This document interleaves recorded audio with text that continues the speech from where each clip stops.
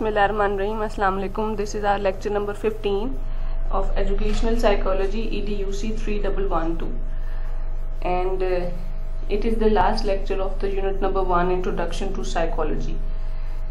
In the previous lectures we have seen that what is the concept of educational psychology, what is its nature and function, and what are the four-way teaching agenda of educational psychology. In this lecture we will see the schools of thought of psychology. Basically, there are three major schools of thought of psychology, which are structuralism, functionalism and behaviorism. We can see that how educational psychology became a determined discipline and how likely these schools of thought emerged one by one, and the development of and history of educational psychology was determined, starting from the structuralism. The different schools of psychology represent the major theories within psychology. These are three: structuralism, functionalism and behaviorism. Number first school of thought, structuralism, was advocated by the founder of the first psychology lab, William Wundt. He says that psychology is the study of consciousness, the current state of mind. Structuralism focused on breaking down mental processes into the most basic components, and according to structuralism, introspection is a scientific method used to describe what a person feels. According to this, introspection was used to describe the feelings of a person. And what does it mean by introspection? It means it is the examination of one's own conscious thoughts and feelings. In psychology, the process of introspection relies exclusively on observation of one's mental state. That if one tries to exclusively observe his or her own mental state, that is called introspection. Types of mental experiences we see here, which is sensation and feeling. We need to differentiate between these two. Sensation means the process of receiving information from external environment through sensory organs, whereas feeling is the result of sensation. What is the contribution of structuralism? Historians give due credit to the contribution of William Wundt and Titchener. He was the student of William Wundt. Their subject matter was clearly defended. The structuralism school also influenced the development of experimental psychology, because initially psychology, when the educational psychology was emerged, it was not defined that how can we explain the human study, scientific mind of human behavior. So we started with these schools of thought, and gradually the shape of educational psychology took place. Introspection is still used in many areas of psychology, whereas it was criticized as well. The use of introspection led to a lack of reliability in results. Other critics argue that structuralism was too concerned with internal behavior, which is not directly observable and cannot be accurately measured. So each time when you use the method of introspection, you may likely to be having different results. Second school of thought is about functionalism. Functionalism formed as a reaction to the theories of structuralism school of thought and was heavily influenced by the work of William James. Major functionalist thinkers included John Dewey and Harvey Kerr. It states that mind is fluid, not stable. Conscious is ongoing, not static. So it is a different thought. Rather than focusing on the elements of consciousness, functionalists focused on the purpose of consciousness and behavior.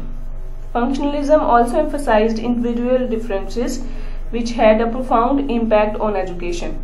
So it was a one step ahead from the structuralism. These schools of thought will be in contrast with one another. At first we saw the structuralism, then comes the functionalism, which focuses on the purpose of consciousness. To study mental process, understand the function of mind. It means that how the element of mind work together and how mental process promote adaptation. That one cannot only focus on the structure of something but also to the process and function of the mind. What was the contribution of it? Functionalism contributed greatly to the development of psychology. It extended both subject matter of psychology as well as range of method used to acquire data. So it was highly emphasized that it was a great contributing school of thought. Functionalists also credited with bringing the study of animals, children and abnormal behavior into psychology and emphasize on individual differences. Functionalism established practical application of psychology to the real world problems, which was unable to do in structuralism, but it was done with the functionalism school of thought. But it was also criticized. It says that they relied heavily on the technique of introspection, which cannot be regarded as a reliable, valid and objective report. The only focus on function but neglected one part influence of human thought and behavior. So this criticism is taking us towards the third school of thought, which is behaviorism. They say that all two schools of thought, structuralism and functionalism, use the technique of introspection, which is said to be an unreliable and invalid and objective report, whereas it neglected the component of the human behavior and his thought. So we are moving towards the third school of thought, which is behaviorism. Behaviorism became a dominant school of thought during 1950s.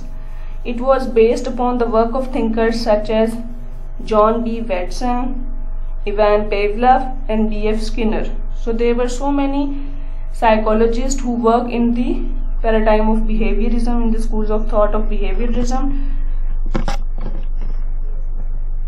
Major focus of behaviorism was about that behavior can be explained by environmental causes rather than by internal forces. Behaviorism is focused on observable behavior. Theories of learning including classical conditioning and operant conditioning were the focus of a great deal of research. According to this school of thought, the behavior of the individual is not only explained by the internal factors but also by the external causes, and different theories of learning including classical and operant conditioning can then explain and dealt with the research. It contributed a great deal. The behavioral school of psychology had a significant influence on the course of psychology, and many of the ideas and techniques that emerged from this school of thought are still widely used today. Behavioral training, token economies, these are the teaching strategies and different techniques which are proposed by behavioralism. Token economies, aversion therapy and other techniques are frequently used in psychotherapy and behavior modification programs. So it contributed a lot by modifying the human behavior. But it was also criticized. Many aspects of human experience lie outside a strict behavioral definition of psychology. This too must be studied in order to gain a more complete understanding of individual. So according to this school of thought, we cannot only rely on the behavioral study of someone or the individuals, but we need to focus on the human experiences outside the behavioral definition of psychology as well. So in this lecture, we have seen the schools of thought in educational psychology, which are structuralism, functionalism and behaviorism. These three schools of thought can be said as the developmental series of the educational psychology. These three schools of thought have contributed a lot in determining the theories and field of educational psychology. Starting from structuralism, that only focus on the mental process, introspection method was used. Second was the purpose of mental process was also defined, and third one was about the behavior of the individual and human beings. So this was just an overview of your unit number 1, and although it has already been taught in much detail, but this is the end of your lecture and end of your chapter number 1 of educational psychology. I hope you have understood the major concepts told in this lecture. Thank you.